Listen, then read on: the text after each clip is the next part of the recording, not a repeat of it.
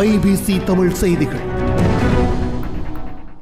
India Pakistan நாடுகளுக்கு இடையில் போர் பதட்டம் ஏற்பட்டுள்ளதால் அயல் நாடுகளுக்கு மத்தியில் அச்சநிலை ஏற்பட்டுள்ளது.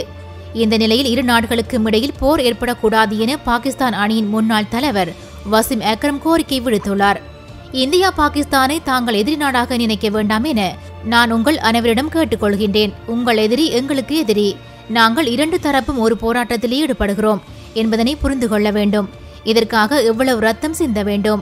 தீவிரவாதிகளுக்கு எதிரான போரை வெற்றி கொள்வதற்கு இரண்டு தரப்பும் ஒன்றிணைய வேண்டும் என வசிம் அக்ரம் கோரிக்கை விடுத்துள்ளார்.